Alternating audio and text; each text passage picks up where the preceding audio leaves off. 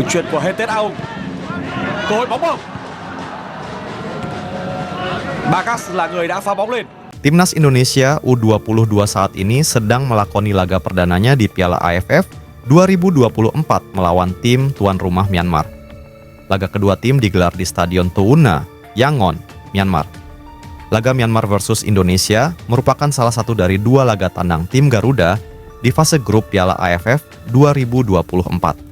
Kalian bisa menyaksikan pertandingan Myanmar versus Indonesia ditayangkan stasiun televisi RCTA, sementara live streaming bisa disaksikan melalui situs Vision Plus. Dan kami mohon maaf, video di awal tadi hanyalah gambaran laga antara kedua tim di laga perdana Timnas Indonesia U22 dalam kiprahnya di Piala AFF 2024. Sementara itu, Timnas Indonesia resmi tidak bisa menggunakan Stadion Utama Gelora Bung Karno alias SUGBK Jakarta sebagai kandang saat menjamu para tamunya di Piala AFF 2024. Kepastian itu dikonfirmasi oleh manajer Timnas Indonesia, Sumarji. Menurutnya, penyebab Stadion GBK tak bisa digunakan karena masih akan menjalani perawatan. Perawatan itu untuk menggelar pertandingan-pertandingan putaran ketiga kualifikasi Piala Dunia 2026 Zona Asia Grup C pada Maret 2025 mendatang. Sudah resmi kita nggak akan gunakan GBK untuk AFF, karena GBK dalam proses perawatan dan perbaikan untuk home lawan Cina dan Bahrain di bulan Maret, kata Sumarji. Terlepas dari hal itu, ada beberapa stadion yang bisa digunakan saat Garuda menjadi tuan rumah di Piala AFF 2024. Di antaranya yakni Stadion Manahan di Solo, Stadion Pakansari di Kabupaten Bogor, dan Stadion Gelora Bung Tomo di Surabaya. Menurut kalian, stadion mana yang lebih berpeluang untuk menjadi tuan rumah pada kejuaraan sepak bola antar negara Asia Tenggara tersebut?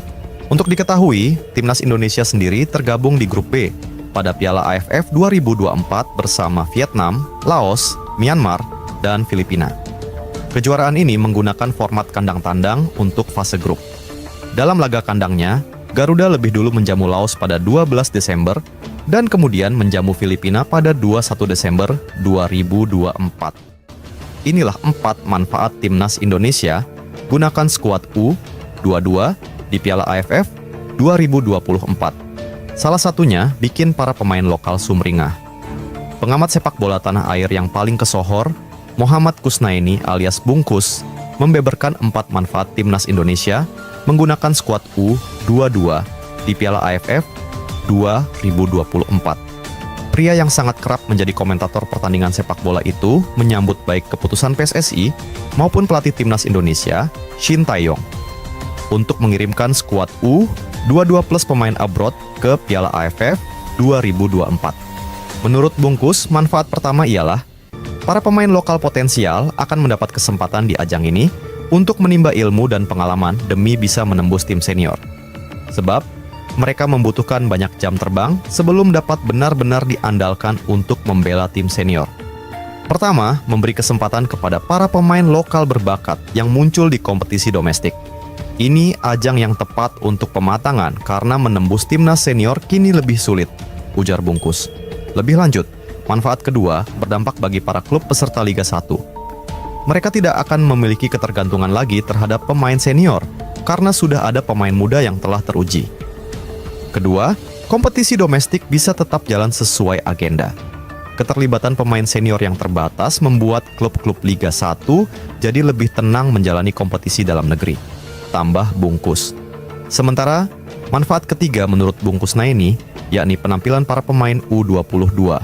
Timnas Indonesia di Piala AFF merupakan persiapan yang bagus untuk SEA Games 2025.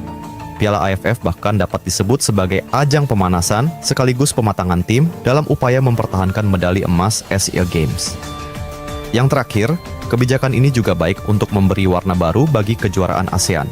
Persaingan jadi lebih hidup, tidak lagi mudah ditebak, dan yang jadi bintang bukan pemain-pemain yang itu-itu saja, paparnya.